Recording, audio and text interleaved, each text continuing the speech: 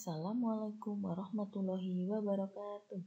Selamat pagi semuanya, semoga dalam keadaan sehat selalu ya.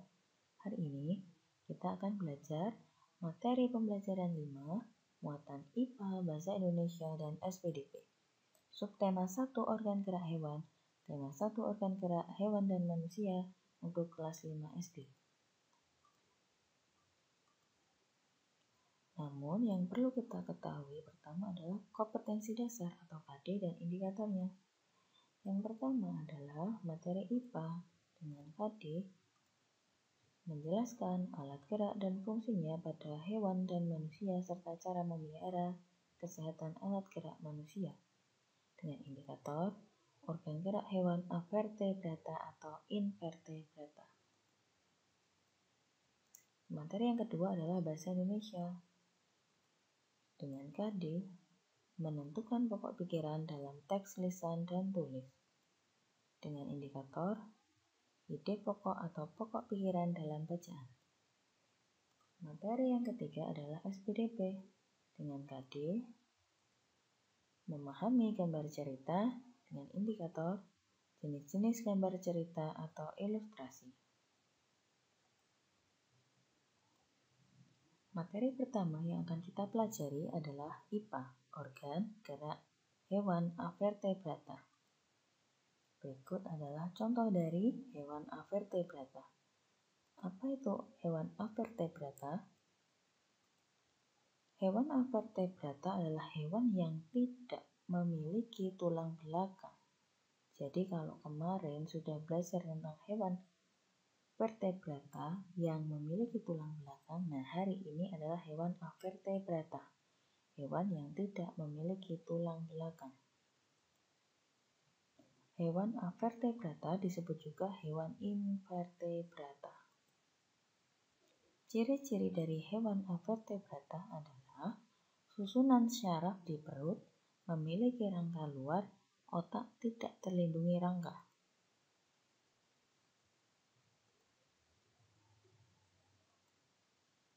Berikut adalah beberapa kelompok dari hewan avertebrata yang akan kita pelajari. Di sini yang pertama, kelompok pertama adalah serangga. Serangga memiliki alat gerak berupa kaki berjumlah 6 dan sayap. Contohnya kupu-kupu, kecoa, dan lain-lain. Kelompok berikutnya adalah bintang laut, teripang, dan landak. Alat geraknya berupa kaki tabung. Kaki tabung ini bergerak dengan kecepatan yang rendah. Kelompok berikutnya cumi-cumi dan gurita. Tubuhnya lunak dan memiliki cabang pada bagian atas tubuhnya sebagai pelindung. Alat geraknya berupa tentakel. Tentakel ini juga untuk menangkap mangsa. Kelompok berikutnya adalah siput. Siput adalah hewan bertubuh lunak. Alat geraknya berupa kaki perut, bentuknya pipih dan lebar yang bisa digunakan untuk berpindah tempat. Kelompok berikutnya adalah cacing tanah dan lintah. Alat geraknya peregangan pada otot-otot di perut yang ada pada tubuh.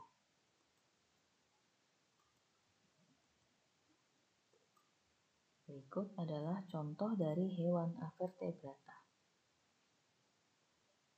Ada capung, ada belalang sembah, ada kupu-kupu, ada siput, ada kepiting, dan lain-lainnya. Materi selanjutnya yang akan kita pelajari adalah bahasa Indonesia, yaitu menentukan ide pokok tiap paragraf. Di sini disajikan sebuah bacaan dengan judul Siput Bukanlah Hewan Lemah yang terdiri dari 2 paragraf. Agar kita mengetahui ide pokok dari tiap paragraf, yang harus kita lakukan adalah membacanya dengan seksama, kemudian memahami kalimat-kalimat pada setiap paragrafnya. Baru nanti kita bisa menentukan ide pokoknya. Di sini yang akan kita baca adalah di paragraf yang kedua. Siput adalah sang pengembara yang mandiri. Meskipun siput berjalan lamban, namun siput memiliki stamina yang sangat bagus. Daerah pengembaraan siput pun sangat luas. Pengembaraan siput dimulai sejak siput menetas. Setelah menetas, siput langsung mandiri. Siput tidak lagi terikat dan bergantung pada induknya. Nah, dari paragraf kedua ini, kita bisa memperoleh ide pokoknya, yaitu siput pengembara yang mandiri dari kalimat pertama pada paragraf kedua. Siput adalah sang pengembara yang mandiri. Nah, dari kalimat ini kita ambil intinya, siput pengembara yang mandiri. Atau bisa juga siput sang pengembara mandiri. Kemudian yang berikutnya adalah kalimat penjelas. Kalimat penjelas ini adalah kalimat setelah kalimat utama, yaitu meskipun siput berjalan lamban, namun siput memiliki stamina yang sangat bagus. Dan kalimat berikutnya, daerah pengembaraan siput pun sangat luas. Yang berikutnya lagi, pengembaraan siput dimulai sejak siput menetas. Setelah menetas, siput langsung mandiri. Siput tidak lagi terikat dan bergantung pada induknya. Jadi setelah kalimat utama, itu adalah kalimat penjelas. Kalimat nomor 2, nomor 3, nomor 4, nomor 5, nomor 6. Waktunya kuis. Nah, di sini sudah ada sebuah bacaan dengan judul Gerak Kupu-Kupu. Kalian baca ya. Tugas kalian adalah carilah ide pokok pada paragraf 1 dan 2. Jadi kalian mencari ide pokok di paragraf 1, ide pokok di paragraf 2. Tulis jawabanmu pada kolom komentar di bawah ya. Nanti format komentarnya, nama kamu, kemudian ditulis jawabanmu apa. Selamat mengerjakan. Tapi kita akan next untuk materi selanjutnya. Materi selanjutnya adalah SPDP, yaitu jenis gambar cerita atau ilustrasi. Jadi, gambar ilustrasi itu digunakan untuk menghidupkan sebuah cerita. Dalam gambar ilustrasi atau gambar cerita itu ternyata ada beberapa jenis. Ada gambar kartun, gambar karikatur, gambar realis, dan gambar dekoratif. Ini untuk contoh dari gambar kartun, ini contoh untuk gambar karikatur, ini contoh gambar realis, dan ini contoh gambar dekoratif.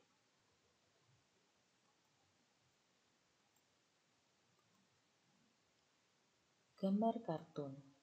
Di sini adalah contoh dari gambar kartun. Kartun merupakan gambar yang berfungsi untuk menghibur dan berisikan humor. Gambar kartun dapat berupa tokoh binatang atau manusia.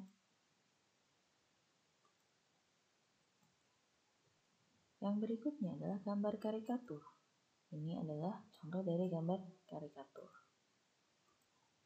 Karikatur merupakan gambar yang melebih-lebihkan atau mengubah dari objek aslinya. Gambar karikatur menyajikan objek dengan karakter yang lucu dan aneh. Biasanya gambar karikatur mengandung kritikan dan sindiran. Bisa dijumpai di majalah atau koran. Gambar berikutnya adalah gambar realis. Di sini adalah contoh dari gambar realis. Realis merupakan gambar yang dibuat seperti keadaan aslinya, baik bentuk, ukuran, dan tata letaknya.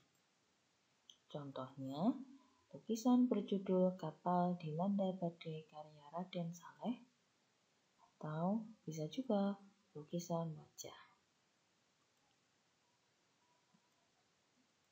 Gambar selanjutnya adalah gambar dekoratif. Berikut adalah contoh dari gambar dekoratif. Dekoratif adalah gambar yang disajikan dengan mengubah bentuk objek aslinya, namun tanpa menghilangkan ciri-ciri khasnya agar lebih menarik dan indah. Digunakan sebagai hiasan. Bisa dijumpai pada lukisan dekoratif, kain batik, dan relief. Selamat belajar!